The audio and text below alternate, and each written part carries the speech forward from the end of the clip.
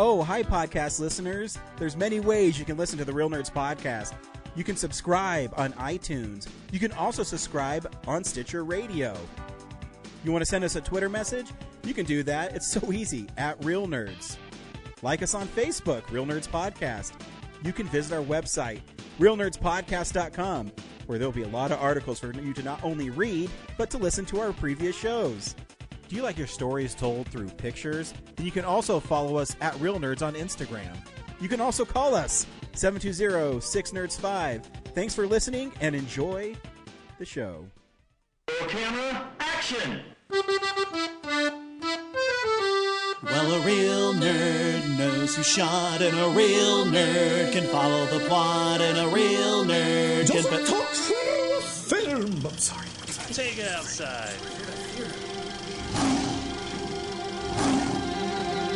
Well, a real nerd knows who shot, and a real nerd can follow the plot, and a real nerd will give it all they got. Lights, camera, action. Real nerds. Welcome to another exciting episode of the best movie podcast on the internet, Real Nerds Podcast. I am Ryan, and I am joined with Brad. Hey. Brad, welcome. Wow, what a exhausting convention. I am wiped. I know, right? Every week on Real Nerds Podcast, we see a new movie and we podcast our experience of the world. This week, we uncovered Indiana Jones' newest adventure in Indiana Jones and the Dial of Destiny. Stay tuned. We will recommend the film or not, play the trailer, then spoil the movie. Usually we talk about movie news and what we watch throughout the week, but I'm going to change the format this week. I know. I don't know if I can handle this. You're overcomplicating it for me. So I thought this week we would just recap our time at Denver Fan Expo. That's what I was thinking we should do. Wow, same wavelength. Yeah, because there's not really any worthwhile news. Everything's on strike, so yeah, we can talk about what we've been watching, and then all the fun we had this weekend. Yeah, that's what I'm saying. So, it's what we do. Let's do it. Nice. Brad, do you recommend Indiana Jones and the Dial of Destiny? It's fine. It's a fine movie. I'm not someone who hated Crystal Skull. That was another movie that was like, I enjoyed seeing Indiana Jones on the screen again, but and I appreciate that the plot fits that period of time. But like this one, I'm kind of baffled that if this is really Indy's last adventure, I'm just kind of disappointed that this is the story they went with. So yeah. I had a lot of fun with this one. I think there's some character beats that are really great in it. I think the adventure is fun. And I saw this in 4DX, which when I was in Tennessee, the 4DX theater there is huge. And so, the Denver one has, 4 seats in each, I guess, thing that shakes or whatever. This one does too, but it had like twice as many seats, and the theater there was a Regal, but it was really cool. So it had 4DX, RPX, IMAX, and 10 other theaters. It was right next door to the Grand Ole Opry, and it was like had a cool 90s vibe to it. It was a really cool theater. Why does Tennessee, who hates liberal Hollywood, have such a fancy ass theater? I know, right? Actually, when I was there too, totally off topic, and I'll play the trailer after this. So if we ever go to Tennessee, there's a theater there called the Full Moon Theater, and there's 2 options. You can buy dinner and the movie, or you can just see the movie. And every Friday and Saturday, they show an old horror movie. So this week, or this week when I was out there, it was They Live, and they had dinner like themed to it. And then the following week it was Jaws, and then it was like Friday the 13th. Like, that's an awesome idea for a freaking theater. You just described the Alamo. I don't. Yeah, but they only show old horror movies, and it's called Full Moon, and you'd have to see pictures online. It's pretty cool. So And they're they do only open special on the events there. so they're only open on the weekends, basically. Yeah. Okay. So it's not like a Hollywood movie Monday through Friday. No, it's very niche. Cool. Yeah, but no, I actually had a lot of fun with it. Here's a trailer for Indiana Jones and the Dial of Destiny.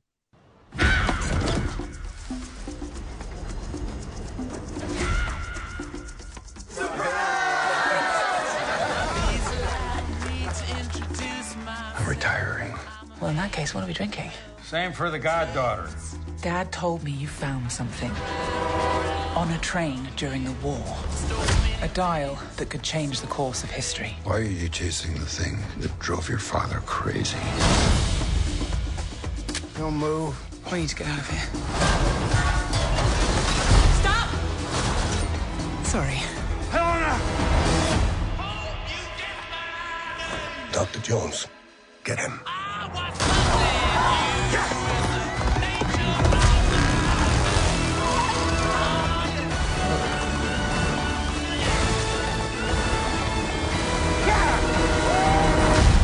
Hitler made mistakes, and with this, I will correct them all. You stole it. Then you stole it. And then I stole it.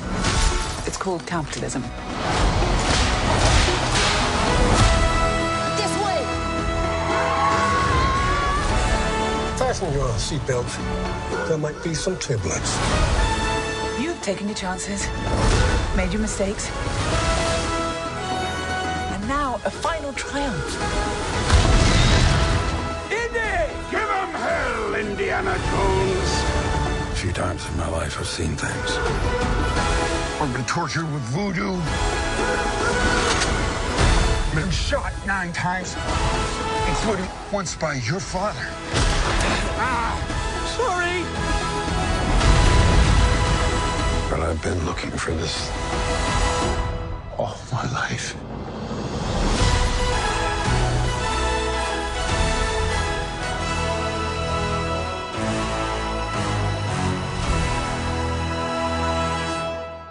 We open this film, Brad, flashback, 1940, Nazis are losing.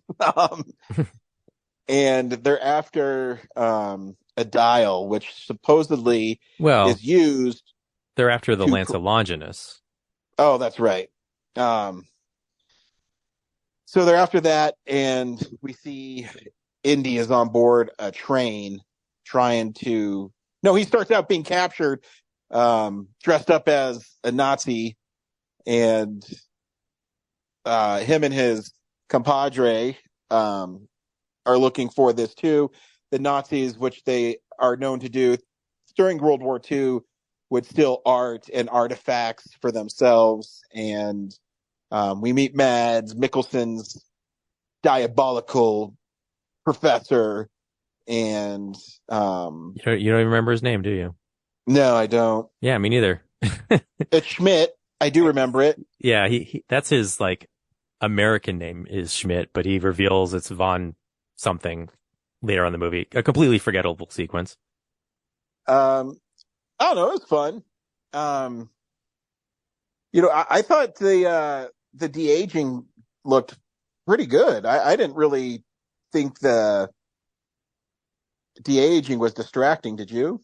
There are a couple parts where it kind of got deep fakey, but the thing no one's talking about is that they de-aged Mads Mikkelsen for those sequences too. That's Dr. Voller. Dr. Voller, yeah. So like I didn't even put it together the first time I watched it that he was like, oh yeah, they made him look younger, as well, because everyone's focused on Indy. But yeah, like, his character is also like, 30 years older from the time that the dial quest happens versus the train thing. So. Yeah. And, so Basil Shaw is Indiana Jones's, I don't know if he just, is a coworker or works with him or just a friend. I think he's another professor. Yeah, so they're after this. He's captured. So is Indy, but in typical Indiana Jones fashion, he gets out of the situation kind of by dumb luck. And he gets on the train, and Yeah, they I'm not sure. discover the dial. And Yeah, go ahead. I'm not sure why they were like. Did they mention that they were after the Lance as well? Because I everyone just kind believe of so.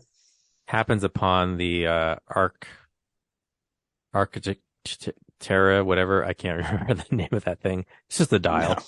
The dial. It has a specific name that It's like Archimedes Dial gave it. Damascus or something. Yeah, it's like the Arcterra or something. Yeah. So, anyways, they find one half of it. They escape. We flash forward to the day or the parade for the moon landing. With all those. I thought it was the return of the astronauts from the moon landing. Yeah, exactly. So they're celebrating the ticker tape parade in New York City. And Antikythera. That's what it's called. Yep. Sounds right. Sorry, keep interrupting. I know. Is this your first fucking podcast? Jesus Christ. I'm doing research. Screw you. Yeah. Oh, we also left out that the Lance was fake. So anyways, we go back to 1969. Indiana Jones now is how old Harrison Ford actually is. He's retiring, and he's teaching his last class. I thought it was interesting that now everyone thinks, archaeology is boring because it's cool to go to the moon, which is a really big change from Raiders, where all the students are female and they all have crushes on him. And there is something different about this Indy. He seems a little more weary. He seems a little sad.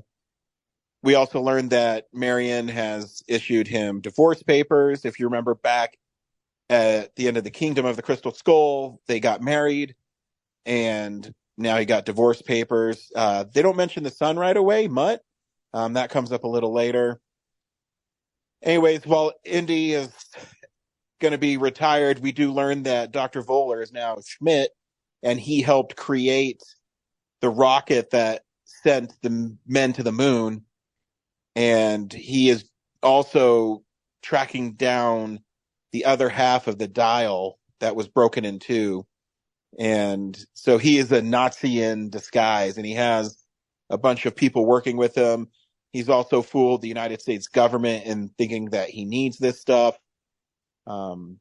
Which leads them to Indiana Jones's college, where he is keeping it, and we meet his goddaughter, who's Basil's father, Helena, and she steals the dial from Indy, and she is not interested in putting it in a museum. She is a black market art dealer. But she is a fun character. Schmidt's henchmen show up, kill people rather cold-bloodedly in the university. And, Indy doesn't want to get involved, but he does because he doesn't want it to fall into the Nazis' hands. And it leads them on another adventure across the world. And I don't know, I had a lot of fun with it. And I thought there was some clever callbacks. When he's on the ship and he's talking to Helena about what happened to his son Mutt, and he was killed in Vietnam. I shed a tear. I was like, oh man, that's fucking brutal. There's definitely some good dramatic moments for sure. Because Harrison Ford, I think, is so great in that moment because you feel the weight on him. You know what I mean? Well, I think one of my favorite lines from the movie is when they're getting away from that ship, and Helena and Teddy are laughing it up, and Indy's just like, "What are you doing? My friend was just murdered." Yeah. He's definitely not the fun adventurer that he used to be. No, not at all. It's and when he tells a story to Helena, then you figure you understand why. That because even that moment too, where she says, "Do you have any regrets, or what would you do differently if you could go back in time?" And he says, "I'd stop my son from going to war because then he would be dead," or I forget how it's worded, but it's so blunt and matter of factly. It breaks my heart. Mhm. And what's going through Indiana Jones is what so many parents went through during Vietnam, and anytime there's a war, really. And it just really humanized Indiana Jones more, because when we think of him from Raiders or Temple or even The Last Crusade and Kingdom of the Crystal Skull, he's kind of somewhat of a superhero, and he's funny. But this one, he's in a different spot, and I actually really applaud the filmmakers for going that route. Yeah, but I just wish it was the beginning of the movie and that he got fun by the end of it. Because by the whole movie, he really doesn't. You'd think that first of all, Sala being like, "I want to go on adventures again," then Indy's being like, "Nope, you're going to stay here." It was the first "Aw." Poor Sala. But I feel like these older characters, that's how you would write it, is you would start them as they're having a bummer time, and then going on adventure is going to revitalize the youthfulness of them. But yeah, by the end of the movie, Indiana Jones pretty much wants to die in Italy. Yeah. By the end of it, and then he has a nice moment with Marion at the end, but he's I don't get the feeling that he's man, this whole adventure really brought me back to my Raiders of the Ark days. It was more it almost felt like a concessions prize of yeah, life still sucks, but at least I got Marion back. So yeah, I think I mean, the way I look at it is the years of him doing this have caught up to him, and that moment when you talk about his son was heartbreaking, but there's still lots of fun moments. Also, Antonio Banderas, I guess his new thing is to die in adventure movies. What's the other one? Uncharted. He dies really. That's right. Yeah. Unceremoniously. I mean, I guess not unceremoniously, but kind of shockingly in that movie as well. Yeah, that was another one. I was like, man, did this need to be a star character if he's just gonna get taken out like that? I guess it helps you care about him quicker. But yeah, and I mean, it's shocking, and it shows the depth and I also like too that Mads Mikkelsen's character, no matter how cold-blooded he seemed, he still wasn't smart enough to do anything. He couldn't understand the language of the dial, so he had to rely on Helena to crack the code, which leads to them escaping from the boat. And even at the end, or the climax, I guess, where Indy tells them that they didn't account for the poles or the gravitational stuff. Yeah, continental drift. Yeah, there we go. And so it makes him not the smartest guy, and honestly too, when they well, that tracks for all the villains. Is there's always something that they didn't pay attention to, Yeah, you're right. That bites them in the ass. But I mean, I was shocked when they went through the rift and they were back in the war. I didn't even know what the war is, which war they go back to. The Siege of Syracuse or something. But that's another thing where I was like, man, you could have done any time travel sequence and you picked the Siege of Syracuse. I know it's relevant to the opening of the movie, but it's just cinematically, we've seen so many CGI, Roman, Greek, Wrath of the Titans, Clash of the Titans type shit that just didn't feel special. What's cool about Back to the Future is they did the smart thing of oh, I can go back into the other movies. And that's what I was saying earlier about if this is really the last, and I mean, it probably is at this point, but it would have been nice to, take a stroll down memory lane or something. You spent all this time of de-aging Indy. You could have done sequences. You could have had short round in there. He created these a whole new, like so many new characters for some reason, but this Basil Shaw guy could have been, Dr. Ravenwood, Yeah. So it's like, it would have been nice for Indy to be like the, oh my God, James Bond, what's his name? Daniel Craig? No, the oldest one. Sean Connery. Sean Connery. Yeah, like he could have been the Sean Connery role, and like, I don't know, the short round could have been like the one who brings all the energy that this movie needs. And friggin' how many like vehicle chase sequences were there? There was a point where I was sitting there going like, again? Like another one of these things? Like, yeah. It's like horse, subway, car, plane. I was just like, oh my God. I think there's like 5 of them. Like, I know you can't do like a Tom Cruise running thing because Harrison Ford's so old, but I don't know. There wasn't like a lot of cool puzzle stuff, like Last Crusade. Yeah, well, that was kind of a Last Crusade thing. I mean, I guess in Raiders, there's that opening trap segment. Yeah, but a lot of the stuff in this is just, they talk to this one guy who can translate it. So it's, as an audience person, I want to be able to work out the puzzle myself, a little bit instead of just like going to somebody who can like translate something and just espouse. It's just a little lazy. Just made me less engaged. But yeah, what else? Yeah, I just thought there's a lot of missed opportunities and way too much reliance on this computer generated stuff, when you look at the trailer for Mission Impossible compared to this, you're just like, I know he's old, but is there really like no on location things you can actually do? Well, yeah. I get what you're saying. Me, I'm a little more forgiving. I love the character of Indiana Jones.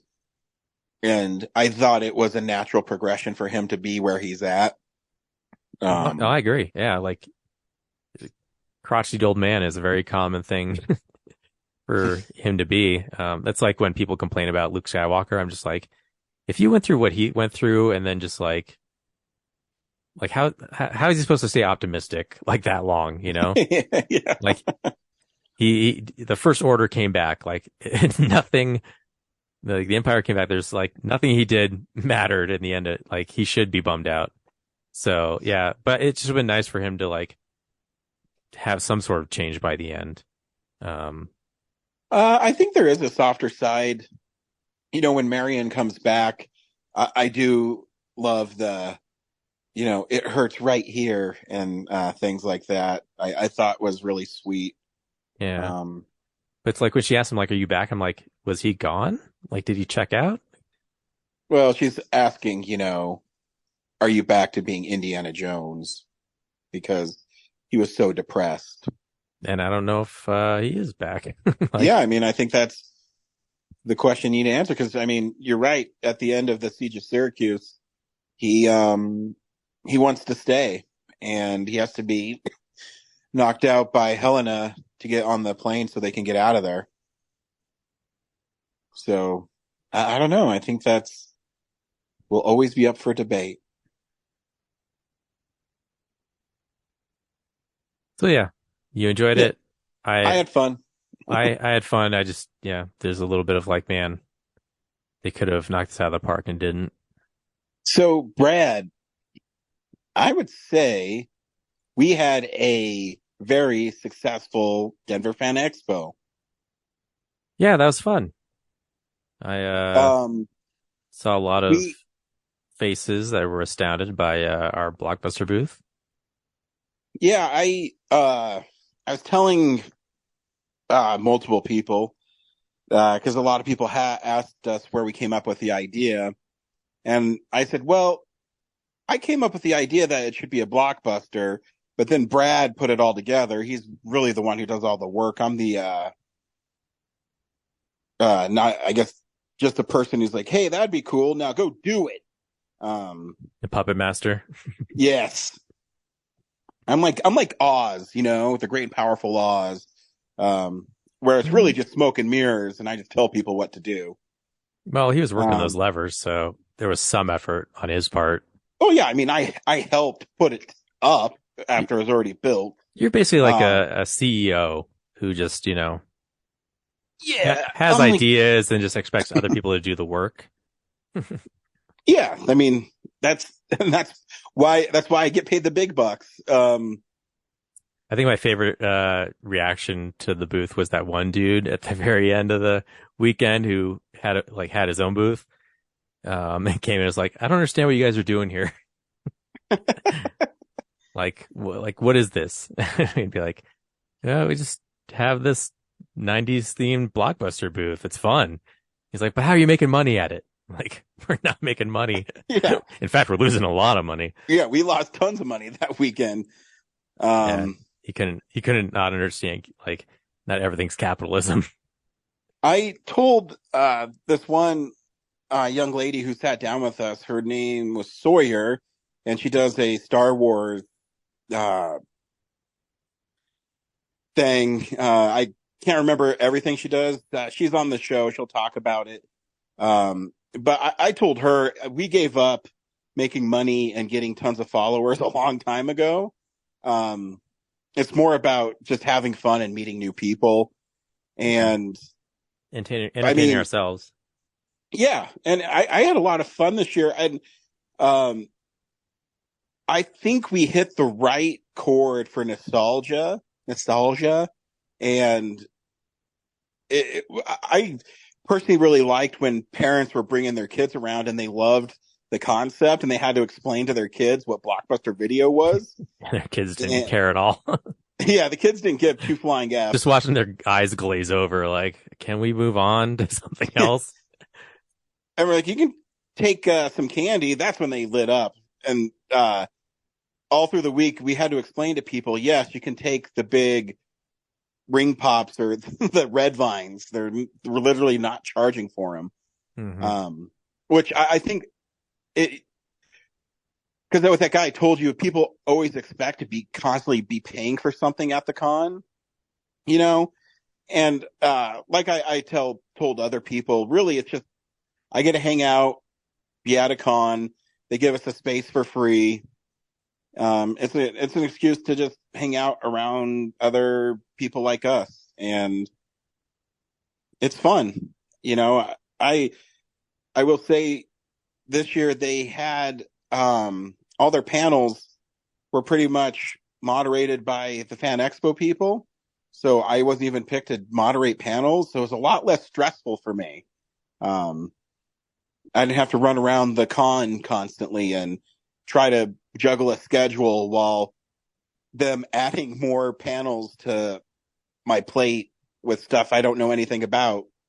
So it's kind of nice just to sit back and interview people and have fun. Did it feel like it flew by faster without that, or was it slower for you? Sure. It flew by much faster because this sounds weird, but not that I get nervous being in front of people, but I have anxiety about being late.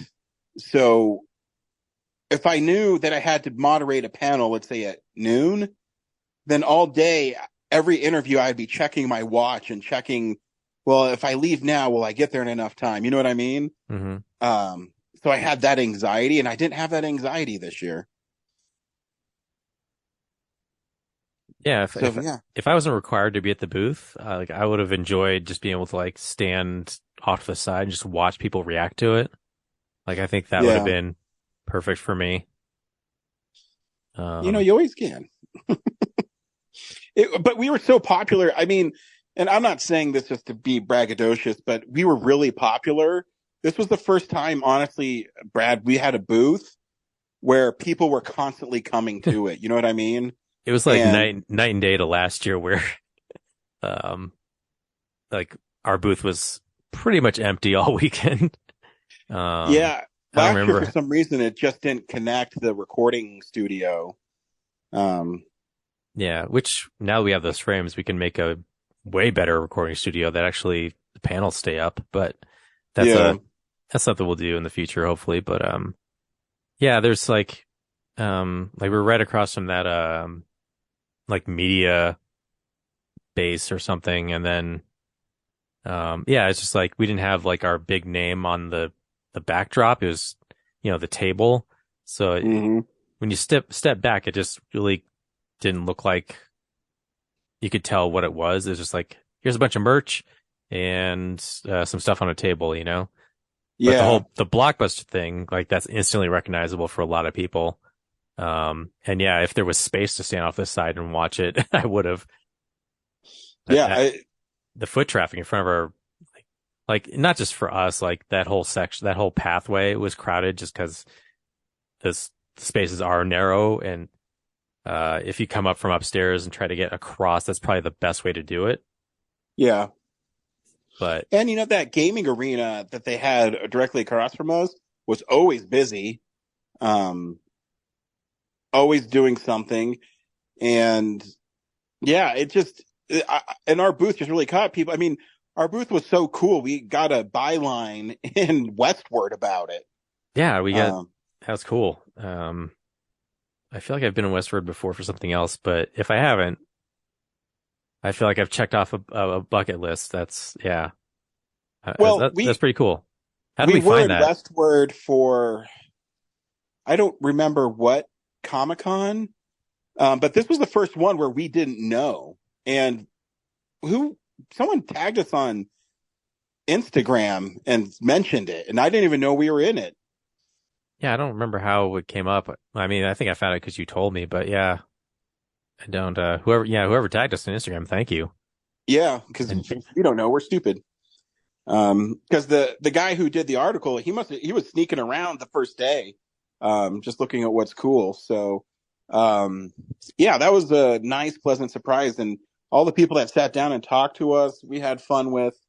And I loved our concept, and I think people really gravitated towards our concept. And the Fan Expo people, you were, I don't know where you went when you were gone it wasn't when you went and got more candy. It was, I think I went to see like a friend's table or something. Yeah, you did something, and you weren't even gone that long, maybe like 45 minutes.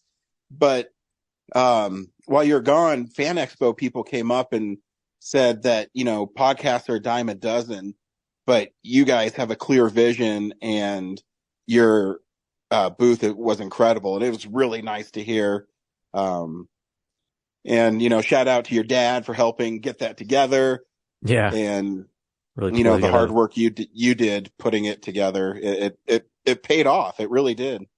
Yeah. With those corner frames now, they're not something we're going to throw away. So, and I was surprised how fast we were able to put it up and take it down. I love designing things that are lightweight and easy to travel. No, and you have to for that shit, because fuck, Yeah.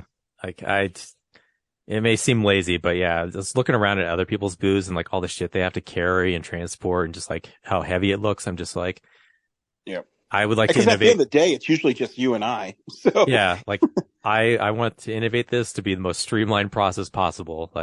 And yeah, we got in and out so fast. Compared to last year, we were like, are they ever going to tell us to leave? Like, what's going to happen? Yeah. And this year, we broke that thing down in 5 minutes. Oh yeah. Yeah. It's a piece of cake. And, it might sound like we're just bragging, but I honestly was surprised of the huge positive reaction we got. Not that I didn't think it looked great, but, we spent so many years, trying to look cool, and we did all these other things. And for some reason, the little nugget of idea we had of making it a blockbuster video really resonated. Yeah. For years, the first couple of years when it was Denver Comic-Con, we built our fan base there. But the last, couple of years, obviously, even a little bit before COVID, it kind of felt like things were on autopilot, and a lot of the people, that came up with us had moved on to the things. And without, James was really the big, personable person at the booth.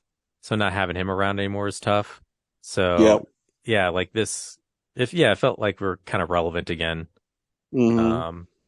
Yeah, and I'm excited, there's no guarantee we'll be there next year. It's always up to the Fan Expo, but, we have a lot of cool ideas for, it would be easy to just bring it back and do another, 94 blockbuster, but, No.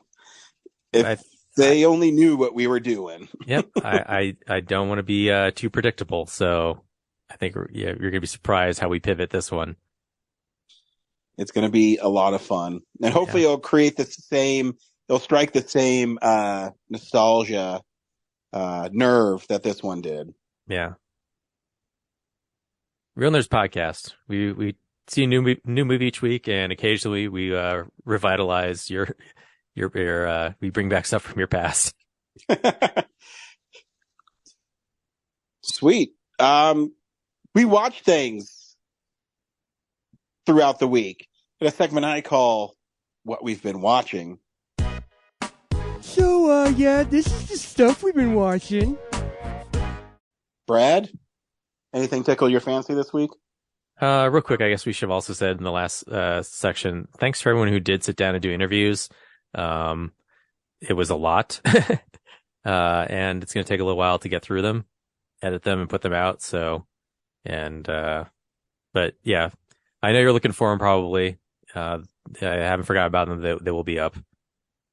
But yeah, thanks for sitting down with us and indulging our little rental charade that we did. I wish the prizes could have been cooler, but did you see the booth? It's so expensive looking. Yeah. I don't know. I think people like the stickers and things like that. Yeah, there was a point where I was like, man, you're kind of just getting the same stuff that's on the table. Yeah. It's But all right. anyway, yeah, so what did I watch this week?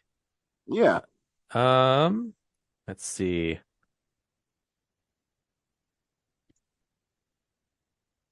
I was going to talk about Top Gun Maverick, but I think that would be No Hard Feelings week. Hang on.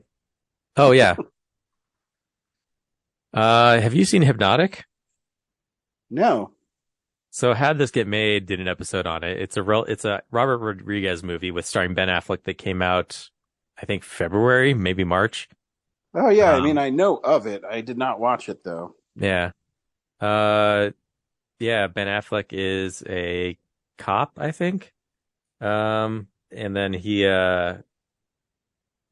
runs into this organization of hypnotizers. I don't know if it's like actual hypnotism though. They basically just make you see things that aren't there. That's William Fichtner's organization. And that's the trailer. And then I listened to the How This Get Made podcast, and halfway through they reveal that there's a twist in the movie. And I haven't seen the movie yet at this point. So I'm like, okay, stop the podcast. I don't want to know what this twist, like, I can't believe there's like a consequential twist to this movie. And do you want me to spoil it for you? Yeah. So, yeah, so halfway through you find out that, Ben Affleck and Alice Braga, the woman who's like leading him on this journey, are also hypnotists of some kind. Like it's a very loose term for how they like approach hypnotism. Anyway, there's like this back lot where they have all these like wireframe structures of all the stuff you've seen in the movie. So like at one point he goes to a bank and there's a bank robbery or whatever. And he has to like get something out of a safe box. But after the twist, they show you that there's this wireframe made out of pipes or whatever of a bank, basically she and him have this power, to make other people see things that they want them to see. And they have this daughter that is the most powerful of them all.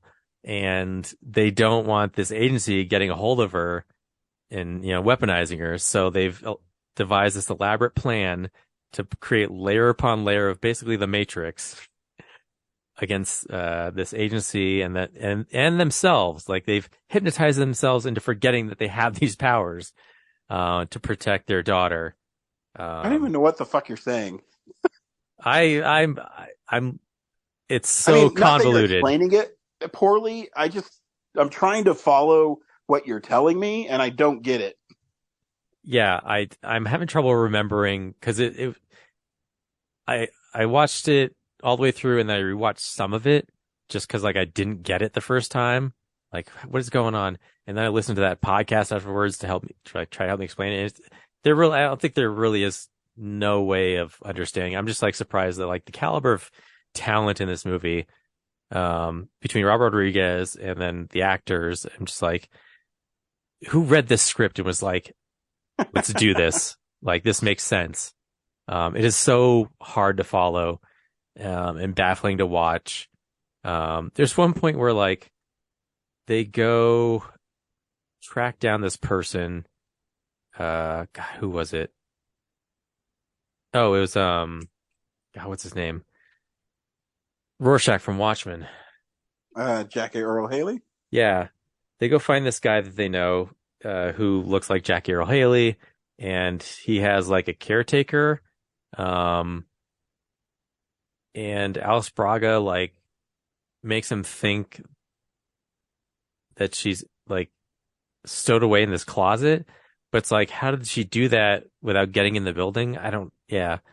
And it turns out that Jackie Earl Haley is William Fichtner's character projecting like a mask on himself. Like, so it's like, why did he, if he's trying to stop Ben Affleck, why doesn't he just kill Ben Affleck? And like why have this whole scene where he's pretending to this other guy? Like, he could just be like, oh, I'm wearing a mask and Ben Affleck thinks I'm another guy, so I could just kill him right now and he'd be surprised. But no, he pretends to be the other guy for like 20 minutes.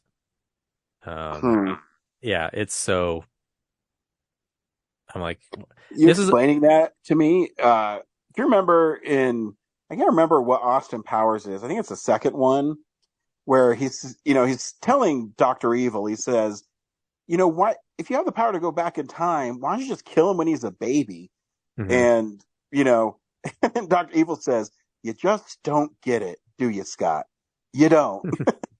And that's what I had in my mind. Like, if you could kill him so soon, why are you explaining things to him? Yeah. And also, so like the agency that does this hypnotism thing, there's like this play that they act out. They make it seem like they've done it maybe 20, 30 times. And so there's like this repeating sequence of events, to get everyone back into remembering things. And like part of that sequence of events is that when Ben Affleck comes out of his therapy session, walks out the door and like steps on a cockroach. It's like a pen cap, I think, in real life. But it's like, so you have to do that whole stepping on the cockroach thing like every time. Like, how does that like add to your plan? I don't like, yeah. Yeah, I don't know. Yeah, if you've seen the movie, yeah, you'd be like, why are you doing this sequence over and over again? Like, I don't know. I know it was at the Alamo for a few weeks, and then is it on Hulu now or something? I actually just rented it out of Redbox because I was like, I can't wait for this to be on streaming. I gotta find out what this twist is. It's a movie where I saw the trailer back when it came out. I was like, it doesn't look great, but I'll give it a shot. And then when I heard like it has layers upon layers, like I was like, I gotta know. So yeah, I did a Redbox. I paid like $6 for it. Didn't realize I could not do 4K. Save $1. Would have been fine. But yeah. So yeah, Hypnotic. It's, if you want to be baffled in like a B movie kind of way, give it a shot. Nice. Yeah, what'd you watch? I've been traveling all week and with Fan Expo this week. The only thing I've watched is my kid wanted to watch Raiders of the Lost Ark again before he went and saw the new Indiana Jones.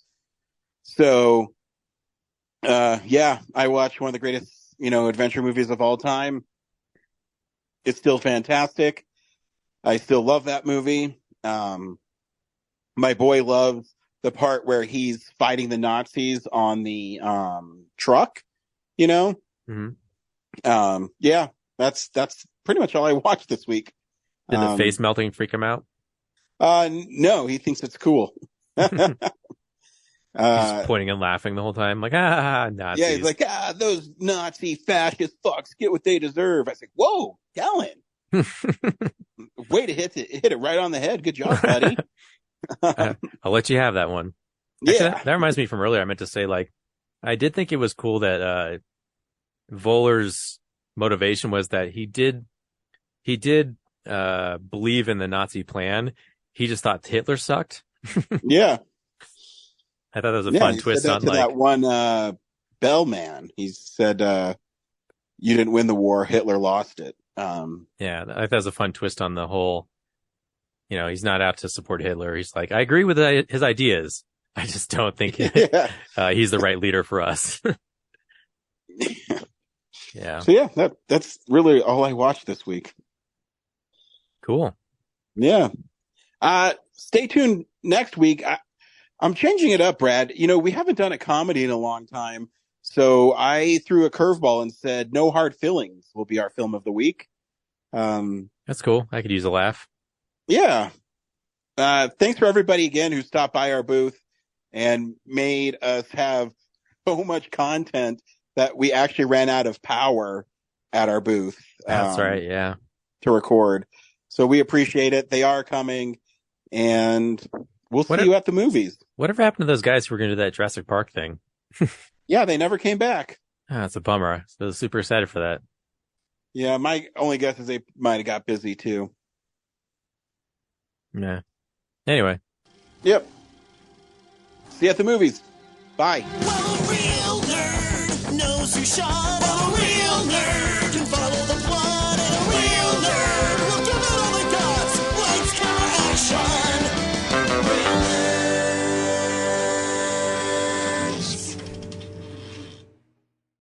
Thanks for listening to Real Nerds Podcast, a Nebulous Visions production. Stream or download episodes, read articles at realnerdspodcast.com. Stream us on Apple or Google Podcast, Stitcher, Spotify, or iHeartRadio. Follow us on Facebook, Real Nerds Podcast. Twitter and Instagram at Real Nerds. Watch us on YouTube, Real Nerds Podcast.